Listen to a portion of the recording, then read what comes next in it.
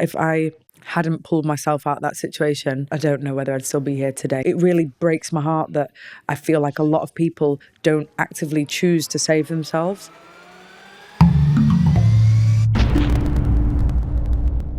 Nikki Cowell, thank you so much for coming on the Rebel Agent podcast. Thank you for having me. I obviously do research before guests come on and thoroughly enjoyed. Normally it's just like work for me and I don't like that, but I would have done it after you said that you would come on and I did the research, I would have done it anyway. It's a fascinating story you got. Thank you so much. You got an amazing background and you're doing so well in the off-plan sales, so there's lots to get into, but maybe you could just sort of introduce yourself first and we'll take it from there. Yeah, sure. My name is Nikki, for anyone who doesn't know me. I'm from Manchester in the UK. I used to do real estate in the UK and then came to Dubai, and I'm an off-plan specialist. So, yeah. And who are you working for? I work for Paragon Properties. Yeah. So let's go back to the UK.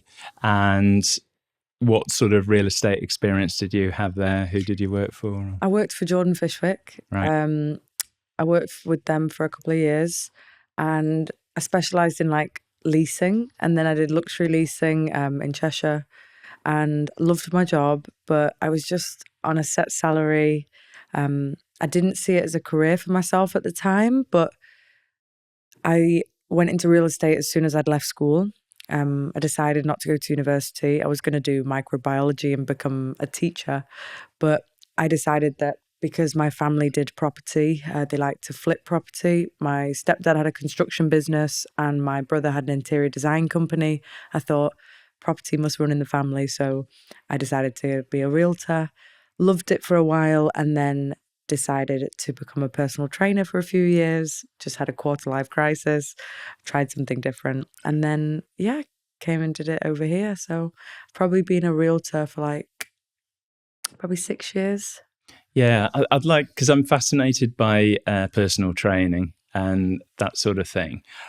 Talk to me about that. Were you working for a gym? Did you work for yourself? How does that work? So when I first qualified, I worked for a local gym. I wanted to also be a personal trainer to give me a little bit more freedom, because I also ended up being a carer for my dad. So at the same time, I needed a job that was more flexible than set shifts. I worked for a gym for a while and absolutely loved it. And then it was around the time of when COVID hit that I went online. So I'd left, obviously, working from a gym, was doing online coaching, and I was also doing like PT sessions out of my home gym. I had converted my mum's garage at the time. Very entrepreneurial. Yeah, thank you. But I'd converted the garage gym into the garage into a gym, and I just was having people do sessions there for a while. I lived near this really lovely river as well, so I'd do like a session and then we'd go for a run together, me and the clients. And yeah, I did that until I decided I wanted to go back to real estate, really. Yeah. So, yeah. Yeah. So you did that. You went into the personal training. What made you consider Dubai? Oh, do you know, I've been coming to Dubai on and off for about 11 years, every single year. Yeah. It was like, if any of us wanted to go on holiday, we'd think, where should we go this year? And because we love Dubai so much, we always came back. And I thought if I was to ever relocate, this is like a second home to me. So it was a no-brainer. But a lot of things had happened in my life. It was like back-to-back events that happened between 2020 and 2022 that just pushed me to the point of, no, I really need to just sell up, leave my job, relocate, change my career. Needed a fresh start. Yeah, it was a really difficult couple of years. Yeah. Well, I heard about that as part of your story on the Guy Last podcast, which is an excellent podcast. And what I'll do is I'll put a link to that in the description so people can watch that, because the story is everybody likes a story where you have this sort of comeback and it's you go from a difficult situation into the position you are today. So I'll put a link to that. Thank you. Yeah. It was Guy. Carry on. Sorry. Oh, I was just going to say, like, if you want me to give a brief about that, I can do on here. Yeah, it's up to you. If you want to, fine. Yeah, I can do. Sometimes I'm like, sometimes I can talk about things and be absolutely fine and really detached from what previously happened, and then sometimes, who knows, I might just end up in hysterics and there's some tissues. Fantastic. I think I'll be okay today to talk about it. So, long story short, the only reason I do actually talk about this situation is because in case there are other people who can resonate and who are going through their own issues or feel kind of like not necessarily at rock bottom, but need a redirection in their life. And that's why I don't mind talking about what I've previously been through. Really good. But I do think it really helps to try your best to come out the other side of these kind of situations with a positive and optimistic mindset, and to try and detach from it emotionally. It does take a long time sometimes when you go through traumatic events in your life, but had I not fought through that, I don't think I'd be where I am today. And I think a lot of people need to recognize they can get out of really awful situations. And I also, really want to encourage people to do that, because you can have a better life. But so I'll briefly talk about what had happened. In 2020, I obviously was still a personal trainer, but also I was a carer for my dad, who was very unwell. He had depression. He had come off an 18-month section from the NHS, and they'd brought him back home. He was with a home care team, and I was assisting with the care still. He'd only been discharged 6 months, and he took his life. I'm really sorry that. It's okay. That's what he wanted to do, so I've completely accepted that now. But obviously at that time, when that happens to anyone's parent, you have a nervous breakdown, and I couldn't work. I didn't want to see people. I was also really unfortunately in an abusive relationship at the same time. So that's something that I try and completely forget about, but it was a period of my life, and obviously it encouraged me to get stronger in a way. But I was going through a really awful situation with him, and then with the grieving, and there was multiple other events that were happening at the same time. A couple of my friends had passed away, one from addiction, one from suicide as well. And it was like the universe was just giving me back-to-back situations where I thought, not again, not something else, not give me a break, and I was really not in a good way. I'd lost a lot of weight. I was drinking a lot. I feel like I'm talking about a different person, because when you look back and think, I was not okay then, and financially wasn't in a great position because I hadn't worked for a long time because of the bereavement. I was also going through these police inquests. There was a lot of, issues with all of that.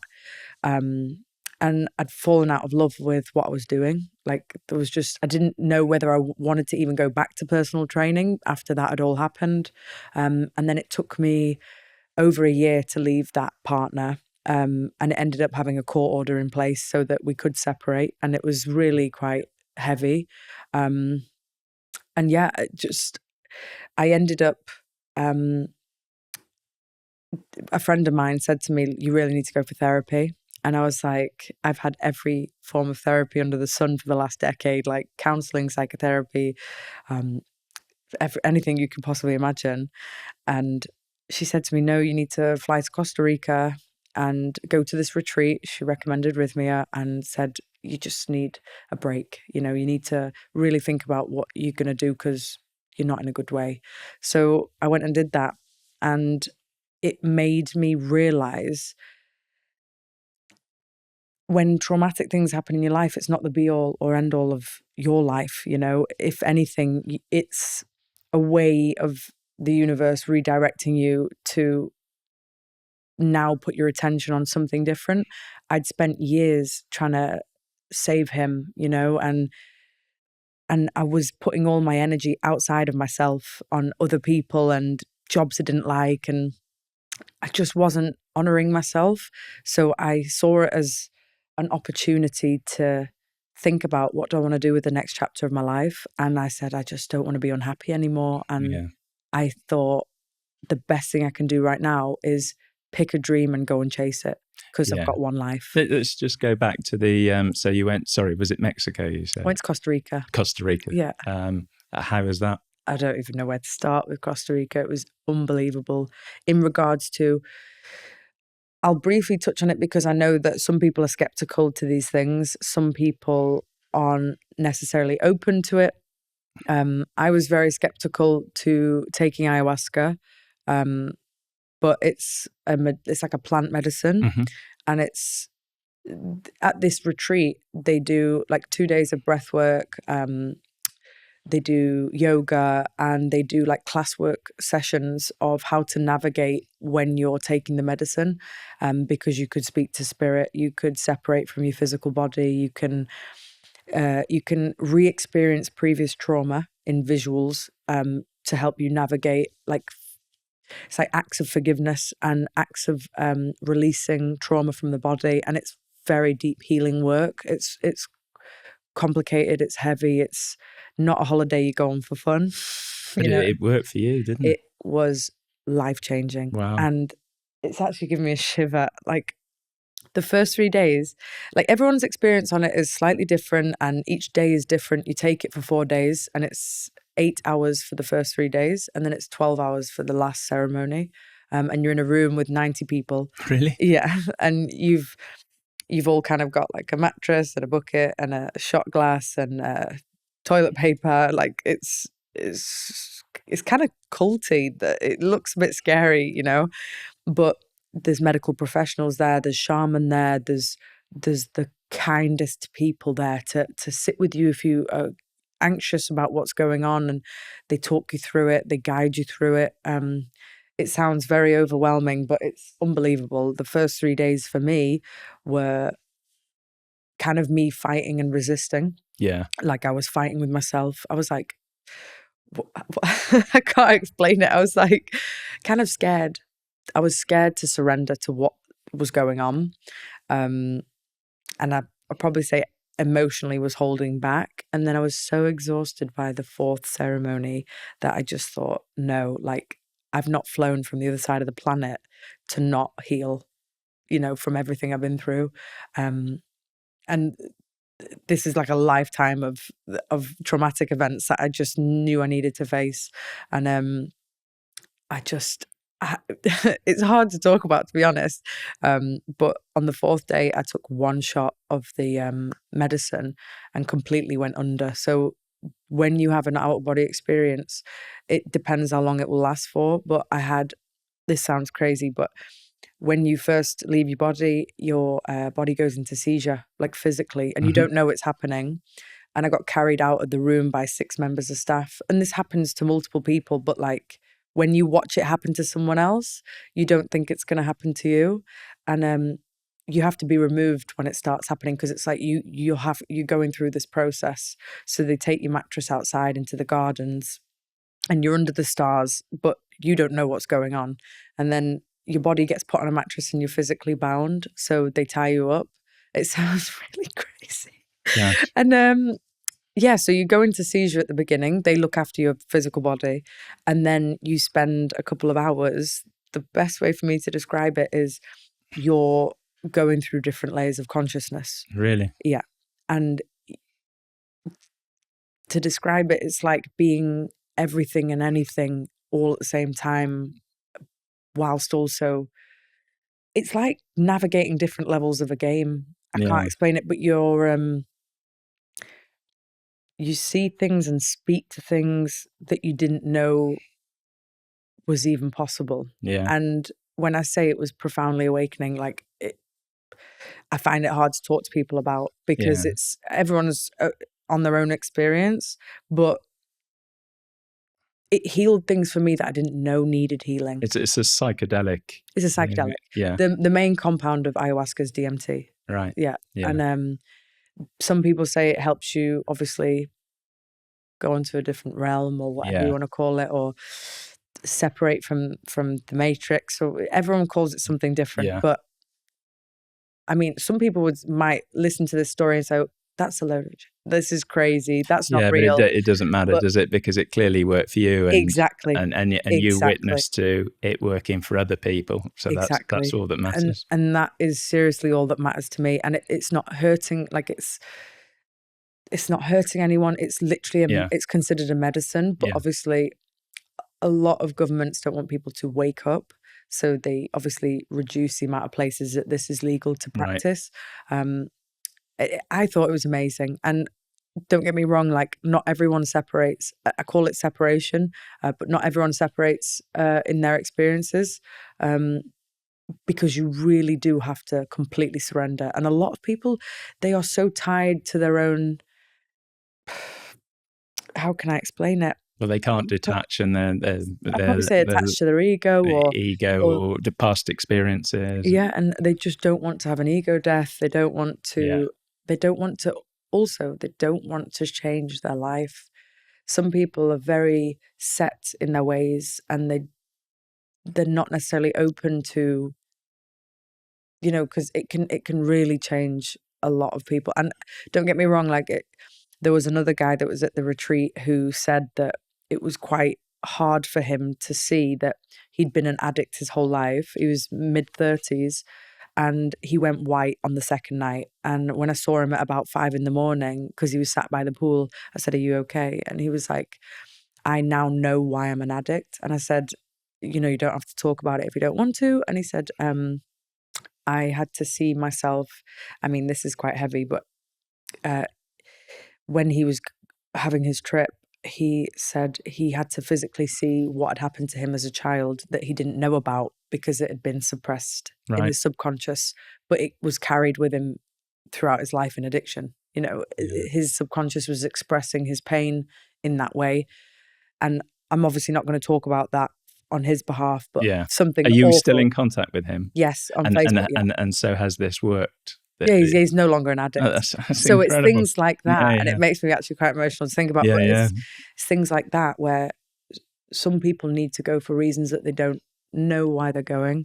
But for me, the biggest thing was realizing that my life is way too short and important to be wasting my time on things I can't control nor change, and then putting my energy on nicer things like saving myself. Because if I hadn't pulled myself out of that situation, I don't know whether I'd still be here today. Yeah, sure. And it really breaks my heart that I feel like a lot of people don't actively choose to save themselves. They stay in the awful relationships. They stay in the jobs they hate because they think that they have to. They make decisions for other people to satisfy other people. And I appreciate that, especially in Dubai, there are a lot of people who are potentially living lives that they don't want to be living because they want to please their parents, or they want to please their partners, or they want to make, they have to look after their children in a way that they think is best, but they're not chasing their own dreams and things like that. And for me, I just want to try and be one of those people that says to everyone, you can fix your life and change your life and and follow your dreams and things, because the universe will make everything work out for you when you do honor yourself. Yeah. Well, I think it's amazing that you've shared that, and I think it will, be of huge value to certain people. Not everyone, but a lot of people are going through that, and whether they're in Dubai or UK or anywhere else in the world. But massive credit for you for doing it, for sharing it, and also the friend that told you to recommend it. What a blessing. Yeah. To be fair, I really feel like it would have got to the point where I would have just gone and done it anyway, but she came at the right time. That whisper came at the right time. That can be the universe, can't it? Of course. But I swear, it was the best decision I've ever made. And I came out here with no expectation of what was going to happen. I just knew I was safe. I was in a much safer position to start a new life. So you went after this, after going to Costa Rica, you went back to Manchester first. Went back to Manchester, sold the house, got rid of all my stuff, and booked a flight. And then came out here. So when are we, which year are we in now? I moved out here 2023. Right. So you haven't been here that long, have you? It'll be 2 years in March. Yeah. Yeah, so not very long. And you did leasing first? Leasing first when I came out here, yeah. I started in leasing on the Palm Jumeirah. That was my community. And did a couple of deals and then got, promoted into sales quite early on.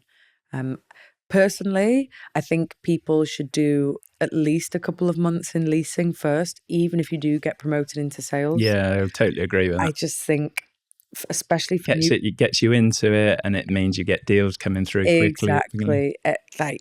It's just quicker commission. It's trying to meet as many people as you can. It's faster ticket. It's, if you do a lot of leasing deals as well, you get to still meet a lot of owners who will eventually sell, or a lot of tenants eventually then buy. And I think people who get promoted too soon can get overwhelmed quite quickly because, you realistically should be an experienced broker when you do get into sales. Because, but you got promoted after 6 weeks. It was like 6-7 weeks because I'd sold a couple of units off plan. And obviously... What, when you were doing the leasing? Yeah. Oh, fantastic. Yeah. So obviously it wasn't encouraged, but I'd already had an idea that I wanted to sell off plan. I know a lot more about off plan projects, especially because my stepdad's in construction and things. I actually really love the whole process of going from nothing to something. Yeah. And, I love looking at renders and, I know it sounds crazy, and I like the idea that because I was utilizing social media, I was dealing with a lot of international buyers. And the easiest way to purchase property as an international investor is off plan. It's just easier. You don't have to get a mortgage. It's just direct transfer to the developer. Also with the off plan, there's just thousands of units to sell, isn't there? Because they will be sold eventually, but you don't. When you're doing the secondary market, when you're selling ready now units, you first of all got to sell yourself to the seller or the landlord, haven't you? And then you've got to find the buyer or the tenant. Yeah. Whereas with off plan, in many ways, it's so much better because you just need to find the buyer. There's plenty of stuff to be sold. Exactly. And there's a new launch on average every 18 hours in Dubai. I know, it's unreal, isn't it? Plenty of option, and it can be a bit overwhelming. And I've realized now that for any broker that is looking to specialize in off plan, pick maybe 1 to 3 of your favorite developers that are quality, that are reputable, that are going to complete on time, that isn't going to affect your reputation in the industry if you sell their product, that your client's going to benefit from purchasing. Pick 1 or 3 so it's not too overwhelming. You deal with their projects. For me, I'm very, I'm very ADHD, very love to be anywhere and everywhere and trying to help everyone. And that's impossible. And I get so burnt out. I get so overwhelmed. And it's like, imagine trying to sell. I'm not trying to sell the whole of Dubai because there's a lot of maybe particular communities I, would sell, and different projects I would sell, and different developers. But if someone calls me and I qualify them, I'm like, I'll help you find exactly the unit that you want. It's not necessarily the 1 to 3 developers that I want to specialize in. Yeah. I will go through every market statistic to try and find you exactly what's right for you. I even was on call with a client the other day. I like to draw a map and then put a red line through it, and I try and avoid one side of the map just so that I'm like, right, just try and focus on... Focus, Nikki. Focus. And then someone called me up and was like, I really need a plot in Arabian Hills by Decca, and I need something that's half of the current market price, and they wanted something very specific, a specific square foot plot. And I was like, I'll get it for you, don't worry. And I was making a million phone calls and trying to sort everything out. And that's on the way to Al Ain, but... Did you get it? To be fair, funnily enough, I found them a plot that was an Emirati cancellation. It was close enough. It was about 3,000 dirhams, 3,000 square foot larger than what they were looking for. And it was a little bit higher price per square foot than what they were trying to get budget-wise.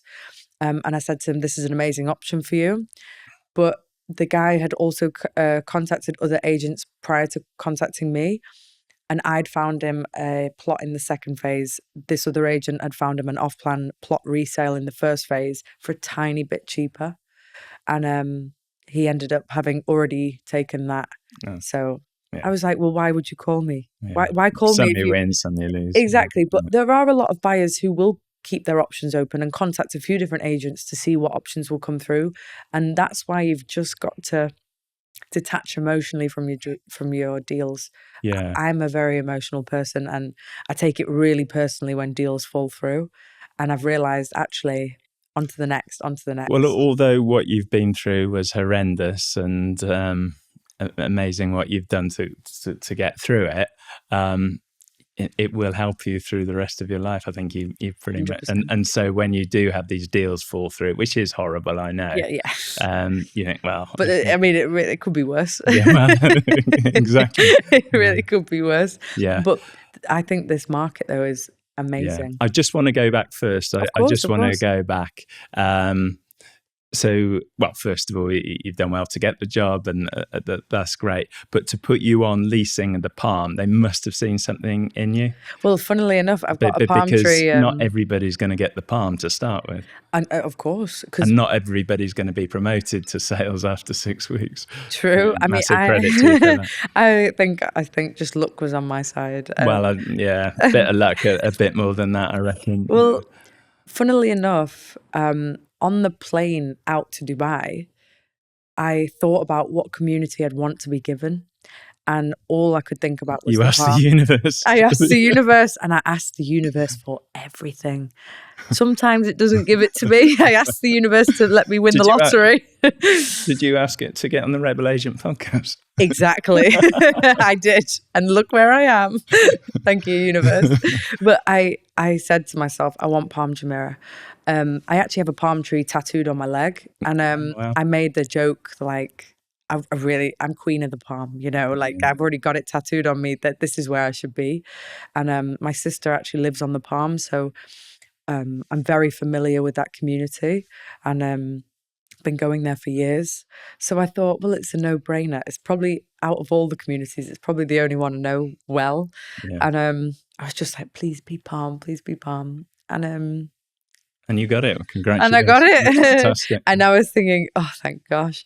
But actually, even though it's an amazing location, it really isn't for everyone. Yeah, I'm not a massive fan, I got to be honest. Yeah. I like it. It is incredible. Yeah, it's incredible. I mean, definitely, if you ever get the chance to do Skydive Dubai, I did it about 8 years ago. It was the best thing to see when you're falling in the sky. The Palm Jumeirah is stunning. Do you have to be attached? Does it have to be tandem, or can you don't have to do it tandem if you can jump on your own. But you usually have to do a course to be able to jump on your own. Yeah. But it's just the best view ever. Yeah. And but the actual community is great. It's just very competitive. It's the security can be very difficult. The owners want the most amount of money. The people leasing and buying want to spend the least amount of money. And being the interim to try and bring these together. Yeah. But you've obviously made it work. Well, luckily, I wasn't even on the Palm for that long. To be fair, I had good fun on the Palm when I was there.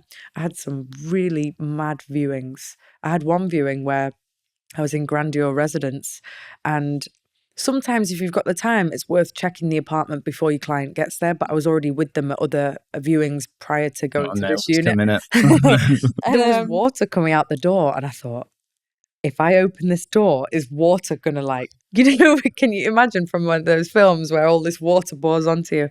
And I thought, oh my gosh, there's water coming out. And I was like, I'm just gonna open the door, it'll be fine. And they were talking to me like I was distracting them. I opened the door. This was a beautiful, fully furnished apartment, very expensive. And there'd been a leak, and the entire apartment was like shin deep of water. Oh, no. And telling the owner, I was like, I promise it wasn't me. I was like, your whole entire apartment is filled with water. And he was so upset. And luckily, the people I was with, they made jokes. They were like, I didn't know I'd need my armbands for this viewing, and they were joking with me. But I was like, I'm I really know the sorry. Palm's about water, but not necessarily in the apartment. Didn't know it was going to be this direct beach access. It was really, it was quite embarrassing. When you're a broker, you just think, oh my, like, how do I even deal with this situation? I just had to say, this is the apartment. Just imagine all this water's not there and that thing leaking from the ceiling. That'll get fixed next week. I just said, it's beautiful, right? It's like £10 million or something, and then I just shut the door. Humour's the best way out of it. Exactly. And I just said to them, let's leave that one, and then shut the door. And then we went to the next viewings. But like, there's been a couple of situations where the apartments just need fixing or some love. And to be fair, you served your time. You did. I served my time, even 6 weeks or whatever. Yeah. And, well, I actually did. I did a little bit of time there as ready sales as well, but my heart is in off plan.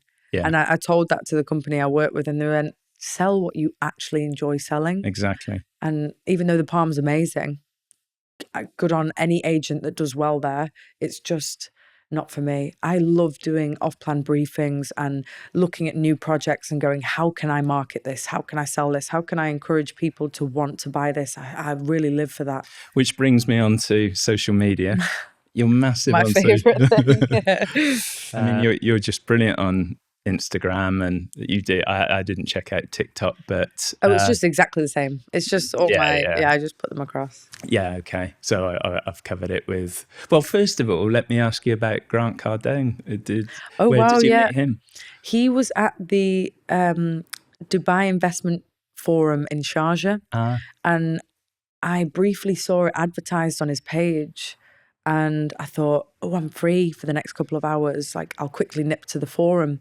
And I went, and I arrived just before he came on stage. And I'd followed Grant and his wife for a long time. Because they're property people, aren't they? Yeah, they do lots of different things. But I just love the way that he has created a brand for himself. Yeah. And this whole 10X concept. I've read his books, and I look up to businessmen like him in a way. And I personally won't deal with property in the same way he does. What he does is he gets a lot of investors to purchase. Like, he's quite polarizing, isn't he? Yeah, he does a lot of things, but how can I explain it? He does. It's kind of like the stocks and shares of property investment. And for me, I'm just like, buy this.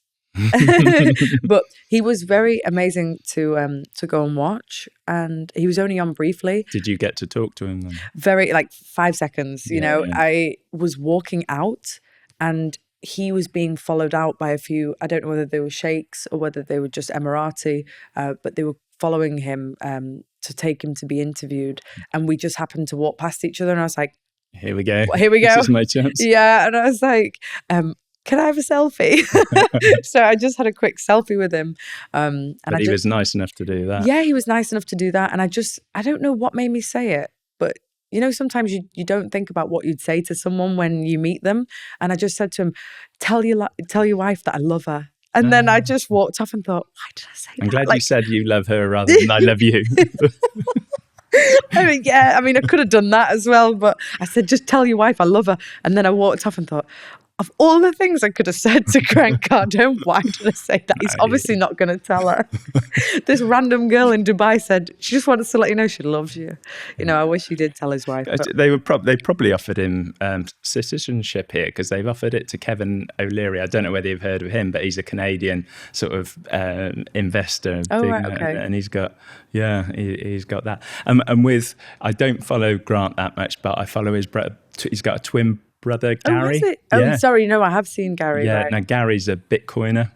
Right, so you follow which, that. Are you into that? No, Bitcoin, no. And he's just a mad Bitcoiner. Apparently it's very big at the moment. In terms of the actual price per Bitcoin. The price is very good, yeah. I mean, I could talk about that. That's the story for another day, Bitcoin. That's another podcast. But well, funnily enough, I actually got hacked. My social media was hacked by someone who I only got my social media back because I had to download a Bitcoin wallet. So I've got PTSD from Bitcoin. Obviously, it's like there are things that happen like that. But yeah, my social media was hacked. And then what, they demanded a ransom in Bitcoin? Yeah, in Bitcoin, so you had to buy Bitcoin. So that it was non-traceable. And there's me Googling, how do I download a Bitcoin wallet? Anyway, I actually got on the phone with this guy, this hacker or whatever you call them, and I negotiated down to about 100 English pounds. And I thought, that's well done. For your negotiation it was skills? In the thousands, like he was asking for thousands, and then I just negotiated with him. But do you know what? I was really angry at the beginning, and I realized if you're angry, it makes them angrier. So what I did was I just made up a scenario that was like, look, I'm a single mother of one, like I'm struggling financially, like why have you done this? I said, anyway, I made up I thought you were going to say you invited him round for coffee. To be fair, I'm that kind of person. I probably would have. If he said to me, I'm struggling, I would have said, come round for a brew. I'll give you my money back. Costa Rica. You need to I'll recommend Rhythmia.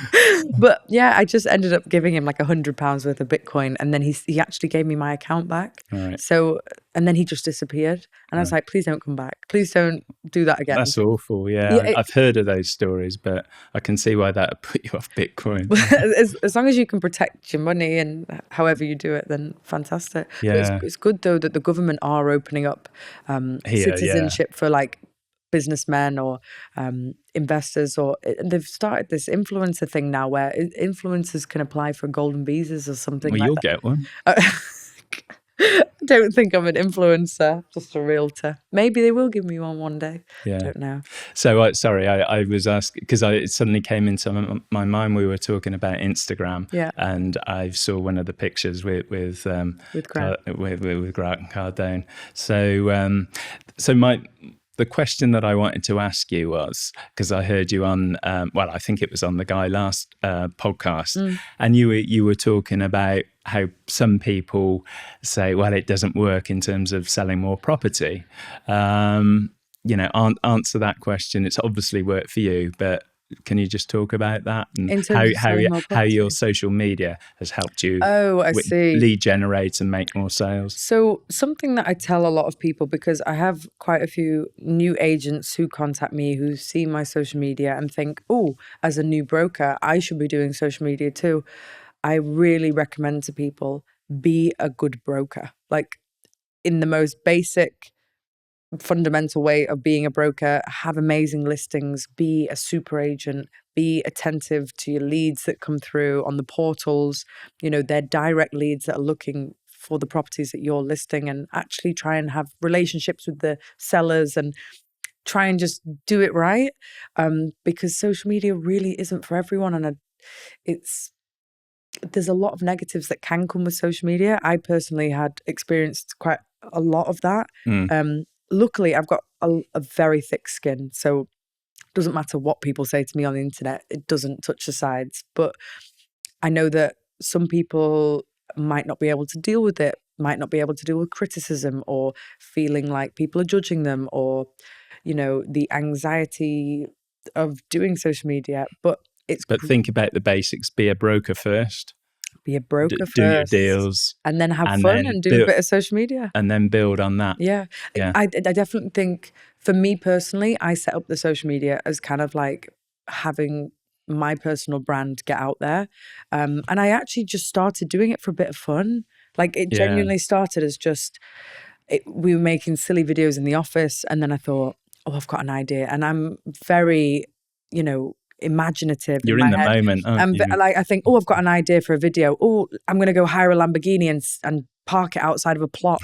And I was doing a lot of crazy things because I could, and because I thought, how can I be creative? How can I be a bit different? How can I make people know who I am and why would they want to work with me? And I don't know what made me do it. I just was having so much fun with it. The universe. It was talking to me. And it got to the point where quite a few of my videos went viral, a couple of million views over Instagram and TikTok. And I just was like, immediately, it felt like imposter syndrome. I was kind of like, whoa, what's going on? Like people were recognizing me like in Mall of Emirates, and people were messaging me like, oh, you're Nikki the broker, you're Nikki the...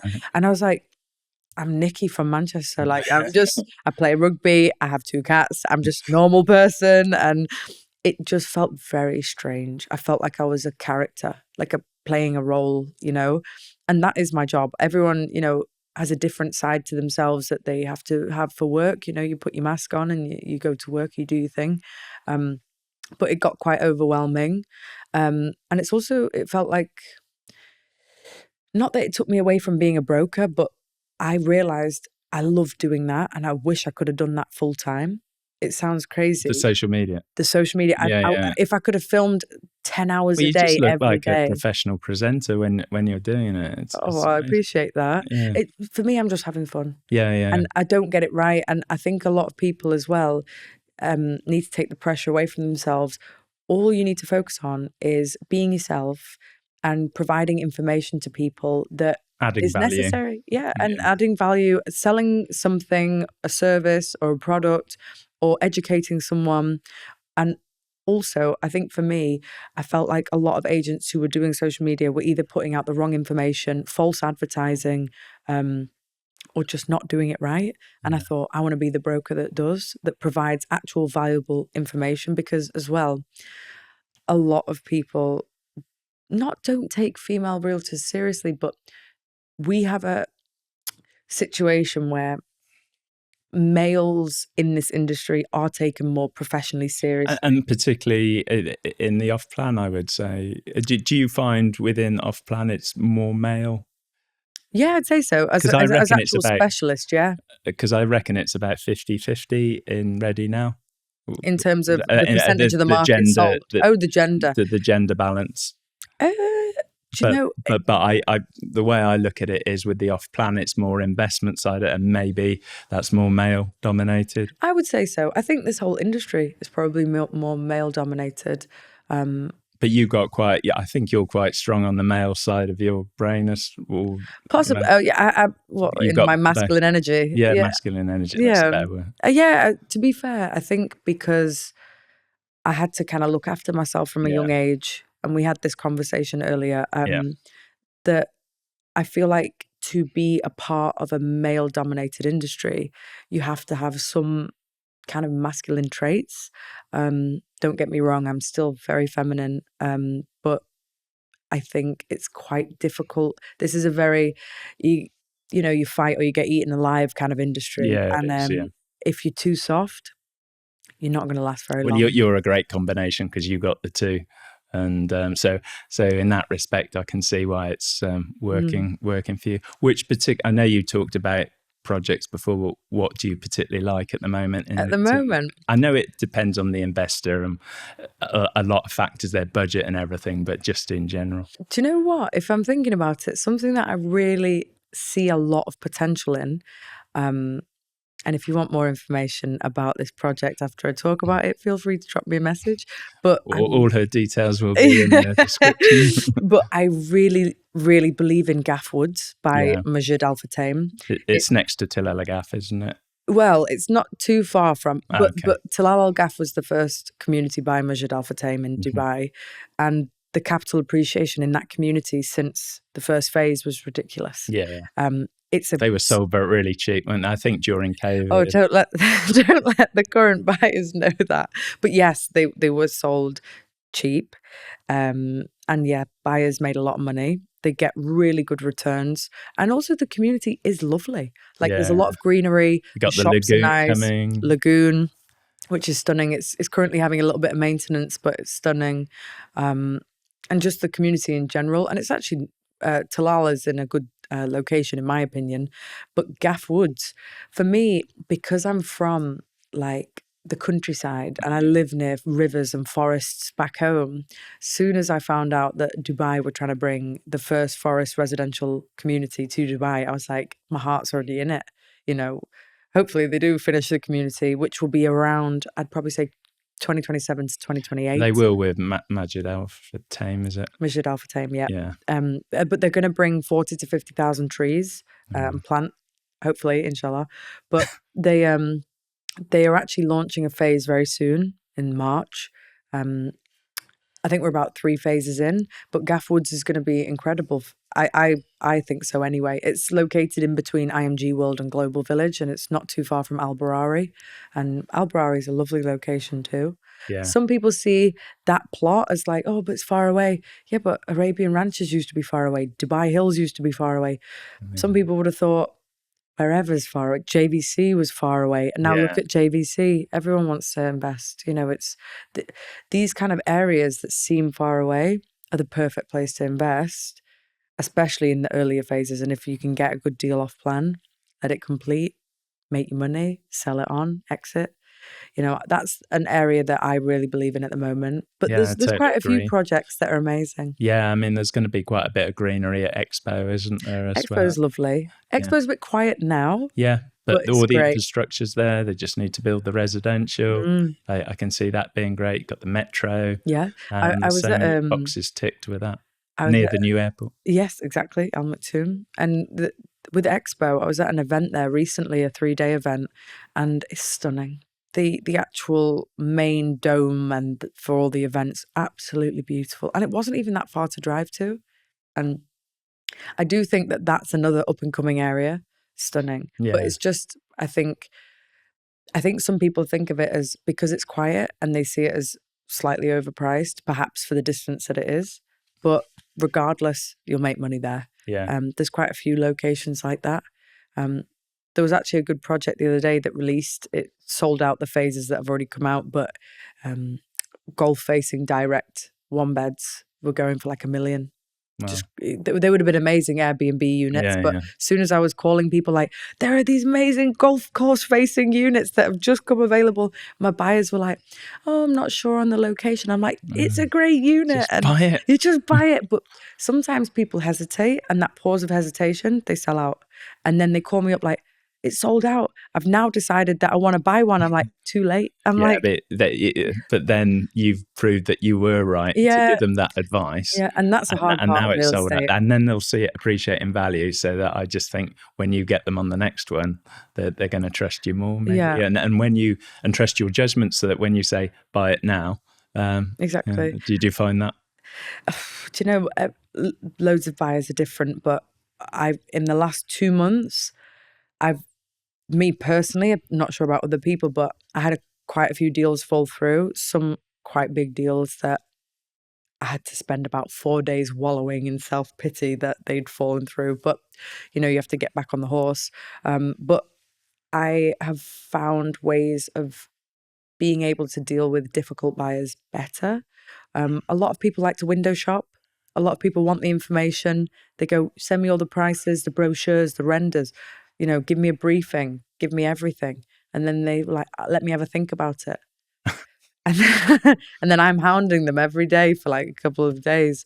And have you thought about it? Have you thought about it? Do you want one? Oh, now they're all sold out. So it's difficult, but I'm just like, look, trust me. I'll find you what you want. And then as soon as I say go, please buy. But it's not always the case. And you know what? I know that for every 10 buyers that you try and push, one will eventually say, yeah, okay, I'll buy 5 units. And then you go, yay. But that's the difficult thing about real estate. It's just, you don't know what's going to happen. No. And yeah, that's the fun of it. We love it. Yeah, that's why we love it. Have you got a favourite community or location or project?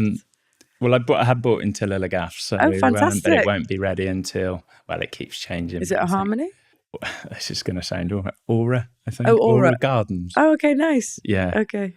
And so we'll see what happens. Fantastic. But I wasn't that early. I mean, it has appreciated. Oh, fantastic. It's still lovely. Because I think sometimes because the original ones, Elan and all that sort of stuff, they were sold too cheap. Well, not too cheap. It was the right price at the time, but But then the next people that buy it will often still get a good deal, because if you're making X million dirhams profit or 100,000 dirhams or whatever, a lot of those original buyers, they just see that profit and they don't necessarily think, but it's actually worth that now. Yeah. So the investment that I've made is probably worth more, but they're happy to sell it. So you get a knock-on effect for a few buyers that actually get a good deal. Of course. That was the way I looked at it. And I don't know whether you want to have that for end use or are you just going to lease it out? You haven't decided. Yeah. But that's the beauty of it. And you can lease that out and they rent really well. Yeah. There's a nice school in the community. Yeah. There's loads of different amenities. But as soon as that lagoon finishes as well, prices I think are going to rocket. Yeah, I think so. Yeah. But I also like Expo and then... it's hard, isn't it? Because there's quite a few places that would all... Loads.